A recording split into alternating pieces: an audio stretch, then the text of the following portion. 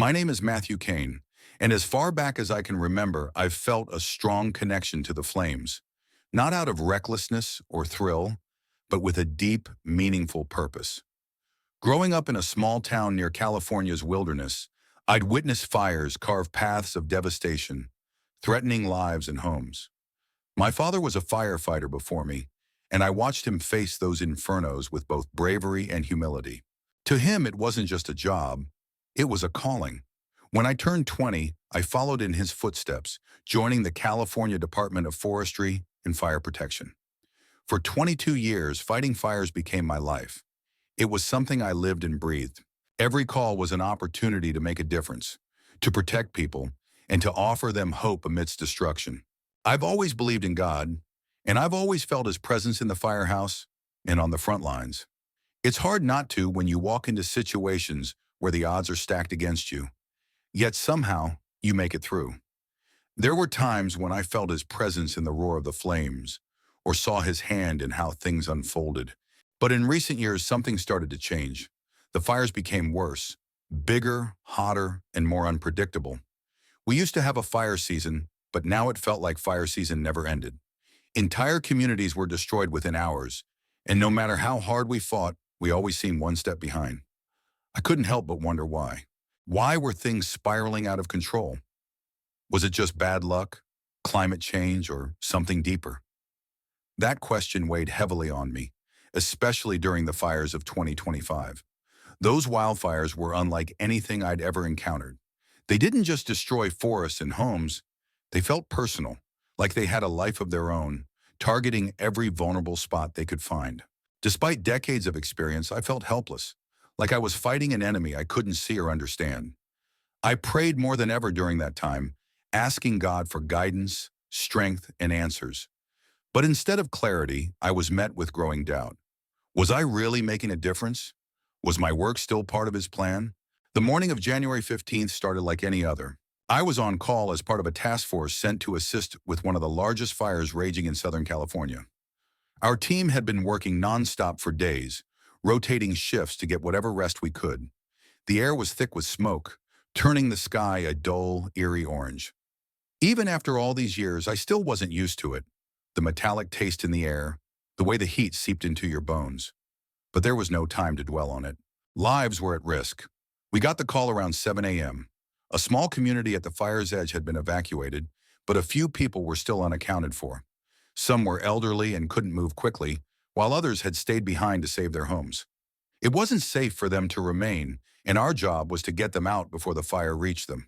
It was the kind of mission I had done 100 times before, but something about this one felt different. I couldn't shake the feeling that today would be a turning point, though I didn't know why. When we arrived, the fire was still a few miles away, but the wind was picking up, a bad sign. Wildfires can move fast on their own, but with the wind, they become unstoppable. We split into teams, going door to door to make sure everyone was accounted for. Most of the houses were empty, their occupants long gone, but in one home, we found an elderly woman who hadn't been able to leave on her own. She was sitting in a chair, clutching a photo album to her chest, tears streaming down her face. "I didn't want to leave," she said, her voice trembling. "This is all I have left." I knelt beside her, placing a hand on her shoulder. "We'll make sure you're safe," I said, trying to keep my voice steady. "But we need to go now. You can bring the album with you." Her grip tightened on the album, and for a moment I thought she wouldn't move. But then she nodded, allowing us to guide her to safety. I carried her to our truck, where one of my teammates stayed behind to drive her to the evacuation center. As I turned to head back toward the neighborhood, I noticed the wind had shifted again, blowing harder than before. A chill ran down my spine. I grabbed my radio. "Command, this is Kane," I said. "The wind's picking up. We need to wrap this up fast." "Copy that, Kane. Be advised, the fire's moving faster than expected." "Stay alert," came the response. We moved quickly, checking the last few houses. Most were empty, but in the final home, we found a young father and his two kids struggling to pack up what little they could carry. The kids were crying, and the father looked close to panic. "I can't leave everything behind," he said, his voice breaking. "You have to," I said firmly. "Things can be replaced. Your lives can't." He hesitated, but when the kids clung to him, he relented. We helped them to the truck, loading them up just as the fire crested the hill behind their house. The flames roared like a freight train, and for a moment it felt like the world was on fire. My heart pounded as I turned to my partner. "We need to move now," I said. But as we began to leave, the wind shifted again, and suddenly the fire was everywhere. It came faster than I thought possible, cutting us off from the main road. The smoke was so thick I could barely see, and the heat was suffocating. My radio crackled to life, but the signal was weak. "Kane, what's your status?" "We're trapped," I said, coughing as I searched for another way out. Every instinct screamed for me to panic, but I forced myself to stay calm. "This isn't how it ends," I whispered under my breath. "God, I need you now." We managed to find a narrow dirt path that led away from the flames, but the fire was closing in fast. The truck shook as embers pelted the windshield, and I could feel the heat through the doors. My partner shouted something, but I couldn't hear him over the roar of the flames. All I could do was pray. Then everything went dark. I thought it was the end, but what came next changed everything. When I opened my eyes, I didn't know where I was. At first, I thought I was dreaming. The world around me was unlike anything I had ever experienced. There was light, not the harsh glare of hospital fluorescence or the flickering orange of fire, but a soft, radiant glow that seemed to come from everywhere and nowhere, all at once. It wasn't just light, it was warmth. A warmth that wrapped itself around me and settled deep into my being. The first thing I noticed was the stillness. For someone who had spent a lifetime surrounded by chaos, the roar of flames, the blaring sirens, the shouting voices of teammates, the silence was almost disorienting. But it wasn't empty.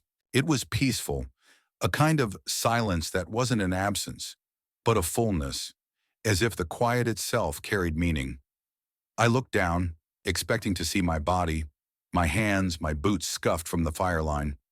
But what I saw stopped me cold. I wasn't there, or rather I was, but not in the way I had always understood myself to be. My body, the thing I had relied on for decades to save people, to hold a hose steady in the face of roaring flames, wasn't there. Yet I felt more alive, more real than I ever had before. It was as if the physical part of me had been stripped away, leaving only my essence, my soul, if you will. That's when I noticed the peace. It wasn't just around me, it was inside me, filling every corner of what I now realized was me, not the body I had left behind. I felt weightless, free in a way I had never imagined. Every worry, every fear, every ounce of exhaustion that had clung to me like a second skin was gone. In its place was a stillness so profound it brought tears to my eyes, if I still had eyes to cry with. For a moment I wondered if I was dead. The thought should have terrified me, but it didn't. Instead, it felt like an answer to a question I hadn't realized I had been asking my whole life. If this was death, it wasn't something to fear. It was beautiful. As I stood or floated or existed, whatever it was I was doing, I began to notice more about the space around me. The light wasn't just light, it was alive, pulsating gently as if it had a heartbeat. It didn't hurt to look at, but it was impossible to fully comprehend. It shifted and shimmered, taking on colors I couldn't name and patterns that seemed to move with purpose. I could feel it too, not just on the surface of what used to be my skin, but inside me, as if it were part of me and I was part of it. And then there was the presence. I can't explain it in words because words fall so far short of what it was. It wasn't a person or a voice, at least not in the way we understand those things. It was more like an awareness, a knowing that filled the space around me and within me. It was love, pure and unfiltered, the kind of love I'd only glimpsed in my life. It wasn't conditional, the kind that depends on how good you are or how much you achieve.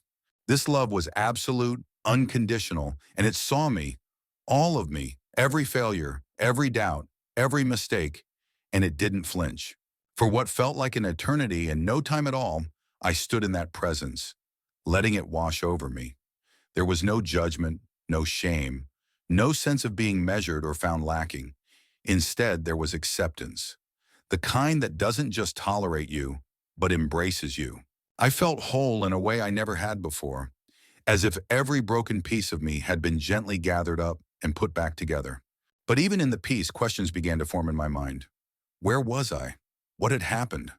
Was this heaven? If it was, Why didn't it look the way I imagined? No golden gates, no angels with harps, none of that? And what was I supposed to do now? I didn't have answers, but I had the sense that they would come, that this was just the beginning. As I stood there, I began to see glimpses of the world I had left behind. At first it was faint, like looking through frosted glass, but the more I focused, the clearer it became. I could see my body slumped over in the cab of the fire truck, smoke swirling around me as my partner shouted for help. I could see the paramedics arriving, their faces tense as they worked to revive me. It should have been unsettling to watch my own lifeless form from above, but it wasn't. I felt no attachment to it, no fear of leaving it behind. It was like looking at an old coat I had outgrown. But as I watched, I began to notice something else. The fire that had surrounded us wasn't just flames and smoke. In the spiritual plane, it seemed alive, twisting and writhing like a living thing.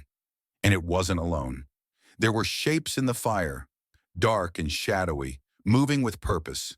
They weren't human, and they weren't animals, but they carried an unmistakable malice. They seemed to feed off the destruction, growing stronger as the fire consumed more. I wanted to look away, but something stopped me, as though I was being shown something crucial, something I had to grasp. The world I had left behind wasn't merely a physical existence. It had layers, a spiritual depth that influenced everything we thought we understood. The fires, the devastation, the chaos.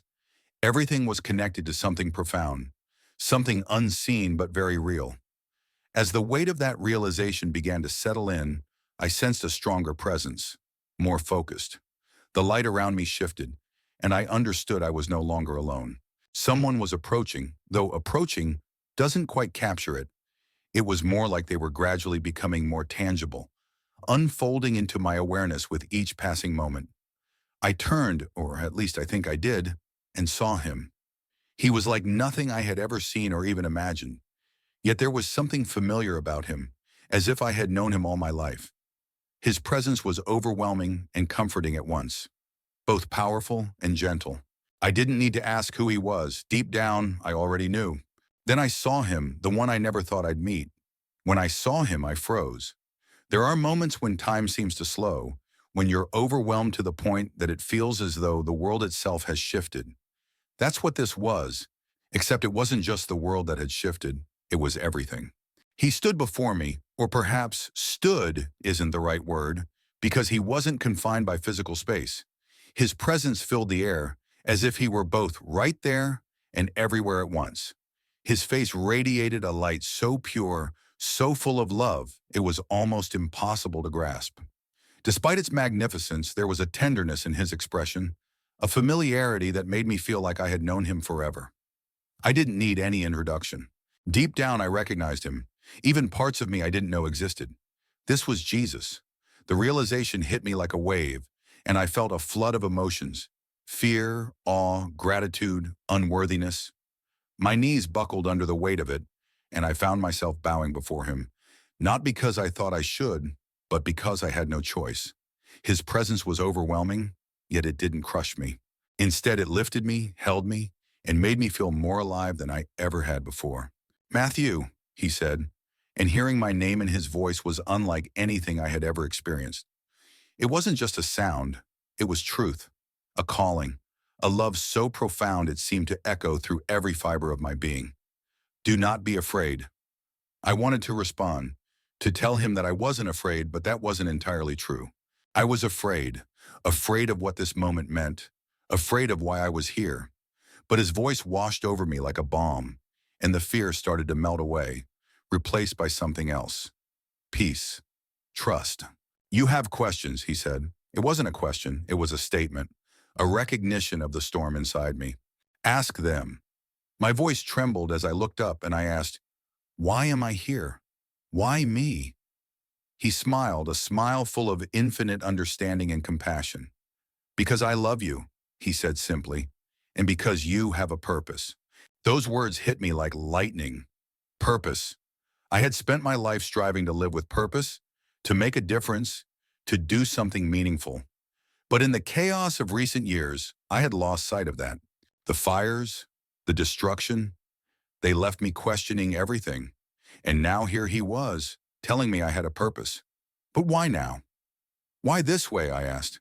I don't understand. You will, he said gently. But first, there are things you must see. As he spoke, the space around us began to shift. It felt as though reality itself was changing, peeling back layers I hadn't even known existed. Suddenly, we weren't standing in the ethereal light anymore. We were looking down at the world I had just left. I could see the fires raging, devouring everything in their path. But it wasn't just the physical flames I saw. There was something deeper, something more sinister. These fires, Jesus said, his voice heavy with sorrow, are not merely natural disasters. They are the physical manifestation of a spiritual reality. I stared in disbelief as the fires seemed to take on a new dimension. Inside the flames, I saw shapes, dark, shadowy figures twisting and writhing, as if alive. They weren't human, yet they carried an intelligence, a malice that was undeniable. They seemed to feed off the destruction, growing stronger with every acre burned, every home lost. What are they? I whispered. They are the fruits of spiritual corruption, he said. The fires you see are the result of choices made in the hearts of my people. For generations they have turned away from me, choosing the ways of the world over the ways of truth. Each act of selfishness, each rejection of love, each embrace of fear and hatred has fed this darkness. I swallowed hard as his words sunk in. But why would you let this happen? I asked. Why would you allow so much pain and destruction? His eyes met mine, and in them I saw both sorrow and hope. Because I love them, he said. Love does not force itself. It does not compel or coerce. It invites. It calls. It waits. The fires are a warning, Matthew, a call to return to me. They are painful, yes, but they are also merciful. They reveal what has been hidden, bringing darkness into the light so it can be healed. I looked back at the fires, the shadows, the destruction. What am I supposed to do? I asked. I'm just one person. How can I make a difference in all this? He placed a hand on my shoulder, and the weight of his love was almost too much to bear. You have a voice, and he said, and you have a story to tell. What you have seen here is not just for you. It is for the world. You must share it, Matthew. You must tell them the truth. I felt the weight of his words, the enormity of the task before me. But what if they don't listen? I asked. What if they mock me, reject me? He smiled again, the same compassionate smile that seemed to hold the universe. Some will, he said, but others will hear. And for those who do, your words will be the seed that begins to grow. It is not your job to control the outcome. It is your job to be faithful. I swallowed hard, doubt still swirling in my mind. Why me? I asked again. I'm not special. I'm not a prophet or a preacher. I'm just a firefighter. That is why I chose you, he said, because you are humble, because you know the value of service and sacrifice. You have been faithful with little, and now I am entrusting you with much. He looked at me with eyes that held both eternity and love. Then he said, Matthew, this is what you must tell them. As I stood there transfixed by Jesus' presence and the gravity of his words, the world around us began to shift once more. It wasn't disorienting or chaotic. It felt purposeful, like a veil being lifted to reveal something always present but hidden from view. The fires I had seen earlier, the physical flames consuming homes and landscapes, came into focus again. But this time, I saw them differently. They weren't just fires.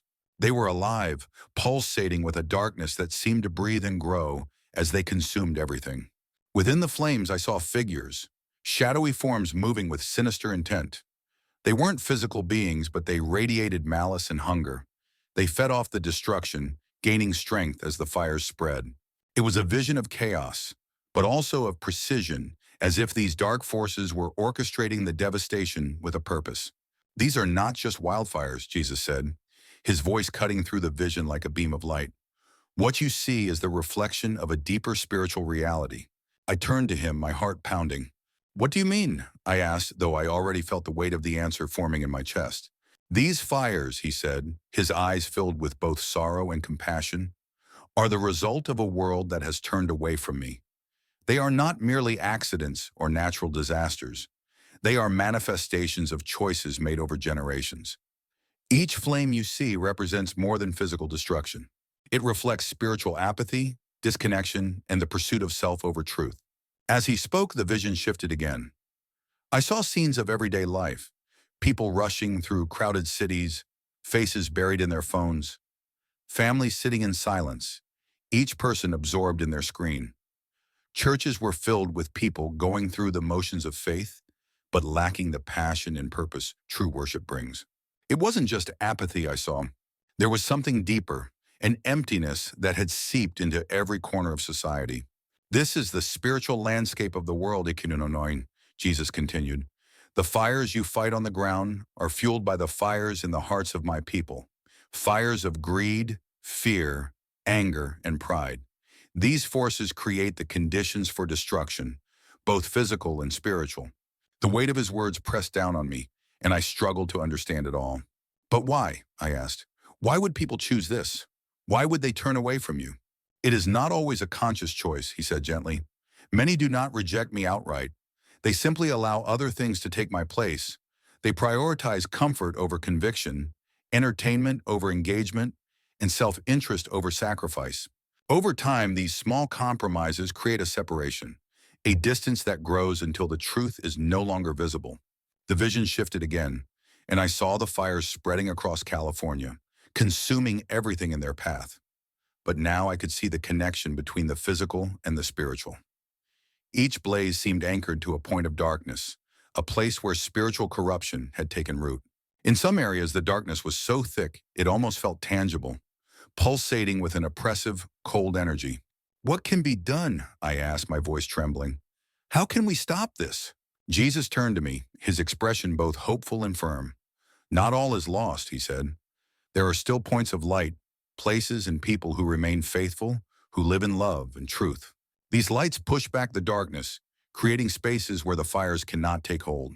As he spoke, the vision shifted again.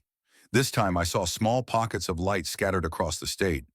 In these places, the fires struggled to advance. The flames were still present, but they burned less fiercely, as if held back by an invisible barrier. I saw families praying together, communities coming together to serve and support one another, and individuals choosing to live with integrity and purpose despite the chaos around them. These lights represent my people who have not forgotten me, Jesus said. Where they stand firm in faith, the forces behind the fires cannot gain a foothold. Their love, their prayers, their commitment to truth create a spiritual shield that protects not just them, but those around them. I felt a surge of hope as I watched these points of light holding back the darkness, but it was tempered by the realization of how few they were compared to the vastness of the fires. Is it enough? I asked. I inquired whether there were enough of them to create an impact, to which Jesus responded, his tone becoming more insistent. It depends on whether my people awaken to the truth.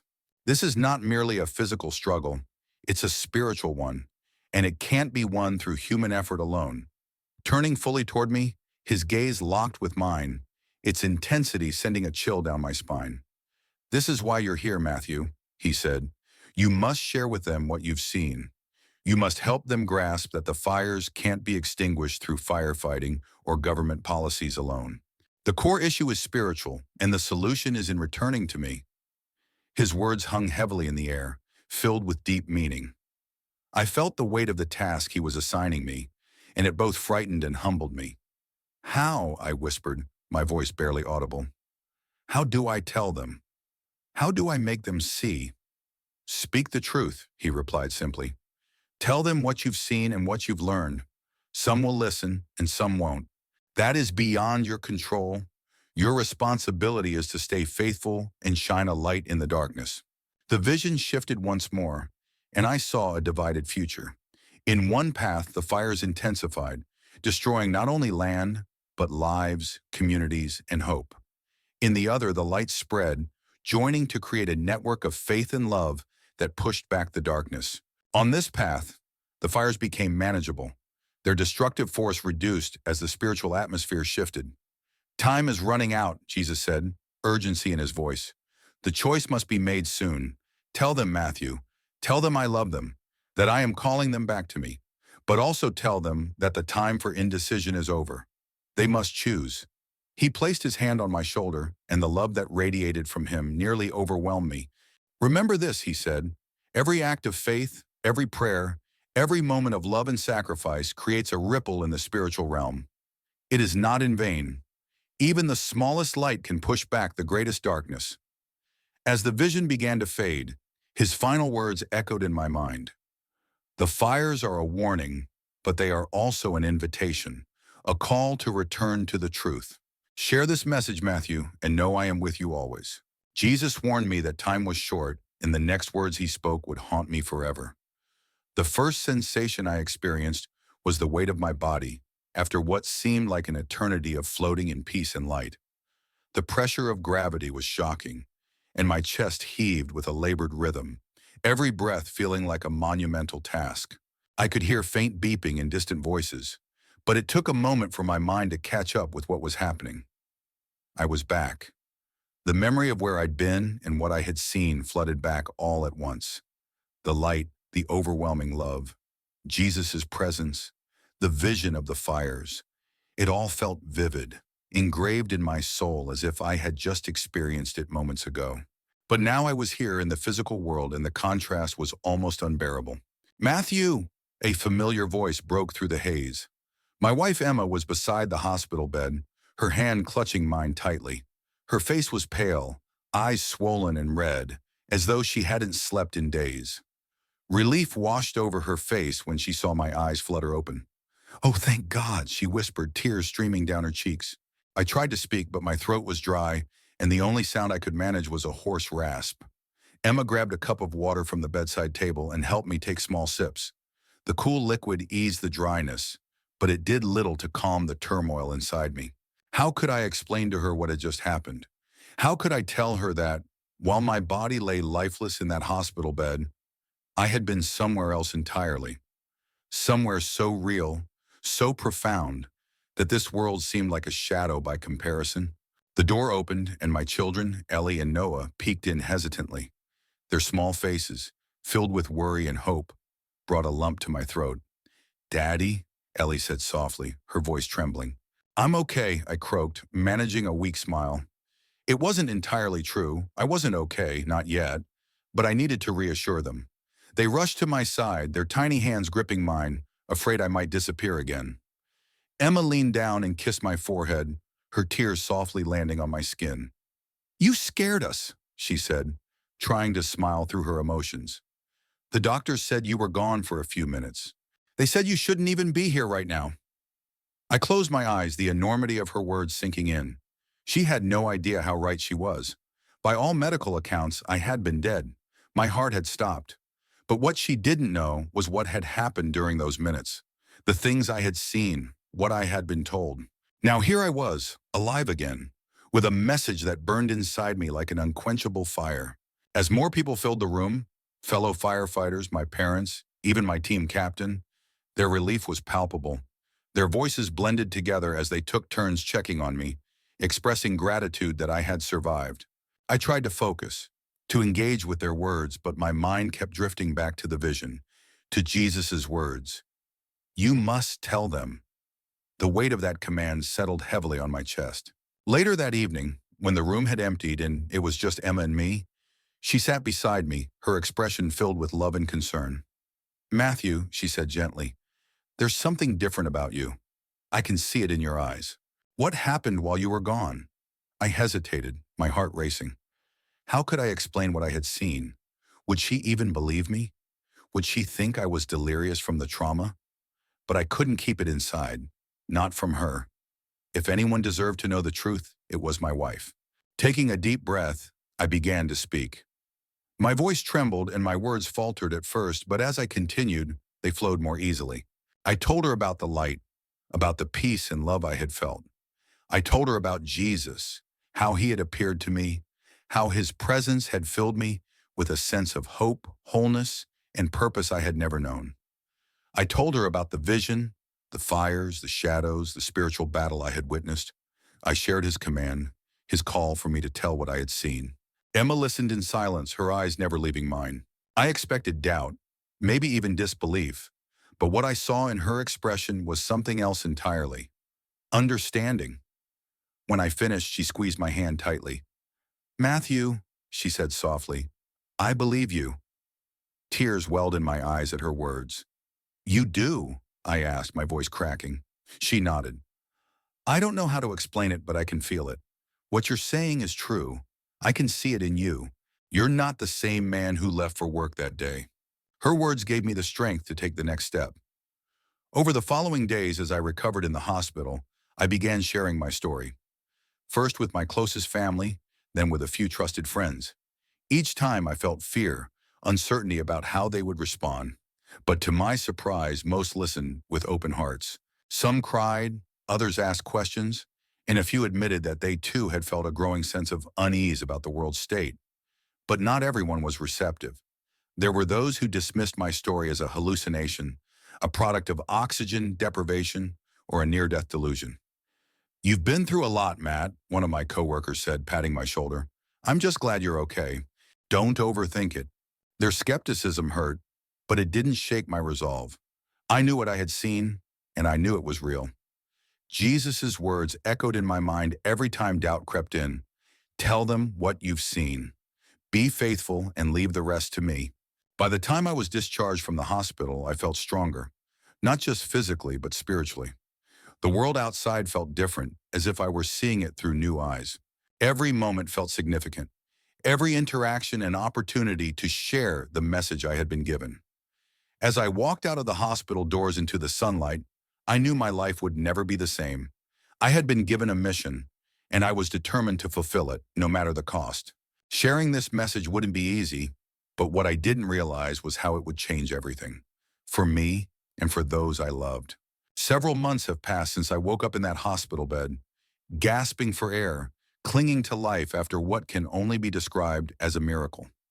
At first, sharing the vision felt like an impossible task. How could I put into words an experience so profound, so beyond what this world understands? How do I explain that the flames ravaging homes and communities are more than just natural disasters? They're signs of a deeper spiritual struggle. But I knew I had no choice.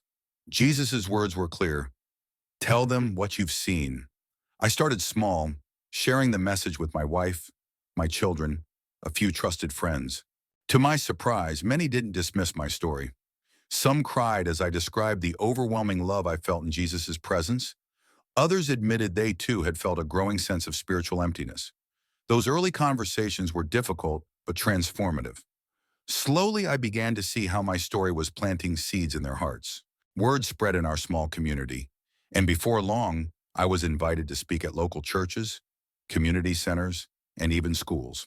Standing before these groups, trembling with a mix of nerves and conviction, I shared what I had seen: the light, the vision of the fires, the shadowy entities that thrived on apathy, and the lights that pushed back against the darkness.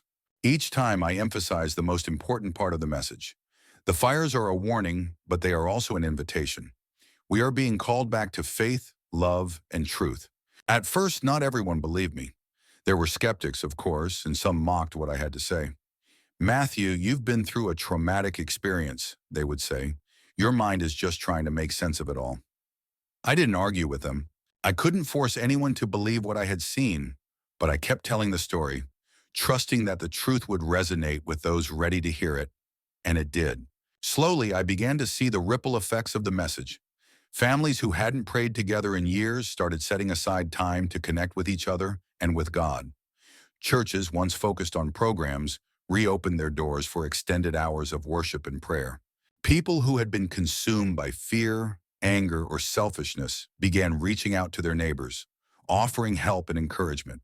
It wasn't just about religion, it was about faith in action, living with intention and love. The most incredible part was seeing how small acts of faith and kindness began transforming entire communities. In the places where people chose to come together in love and truth, the spiritual atmosphere changed. The darkness, once so oppressive, began to lift, replaced by hope and renewal. Even the physical fires, though still destructive, seemed less overwhelming in these areas, as if the spiritual light was pushing back the destruction. My life changed in ways I could never have imagined. Sharing this message brought me closer to my family, friends, and community, but more importantly, it deepened my relationship with God. The doubts and fears that once plagued me were replaced with a sense of peace and purpose. I didn't have all the answers, and I didn't need them. I knew I was walking the path I was meant to walk, and that was enough. Of course, it hasn't been easy. There are still days when the weight of the message feels overwhelming, when I question whether I'm doing enough or whether it's making a difference. But in those moments, I remember Jesus' words, "Be faithful and leave the rest to me." I'm not responsible for changing hearts. That's God's work. My job is simply to share the truth and trust it will reach those who need it. As I reflect on everything that has happened, I'm filled with gratitude for the second chance I've been given, for the love and support of those around me, and for the opportunity to share this message with you. I know the world can feel dark and overwhelming at times, especially in the face of disasters like the fires. But I also know there is hope. There is always hope. No matter how dark it may seem, there is always light. And it starts with us. The time to choose is now. We all have the power to be a point of light in the darkness, to push back against fear and apathy with love and faith. It doesn't take grand gestures or perfect lives. It starts with small choices, a prayer, a kind word, a moment of selflessness. Those choices ripple outward, creating change in ways we may never fully understand. So I urge you to consider your own life. Where is your light? What can you do to shine brighter, to bring hope and love to those around you? It's not too late. As long as there is breath in your lungs and love in your heart, there's time to make a difference. Thank you for listening to my story. It hasn't been easy to share, but I know it's what I was called to do. If this message resonated with you, I ask you to do one thing. Share it. Share it with your family, your friends, your community. Let it spark conversations, inspire action, and bring people together. And if you found this video meaningful, please like, subscribe, and share it. Together we can spread this message of hope and faith to those who need it most. God bless you, and remember, no matter how dark things may seem, there is always light. Be the light.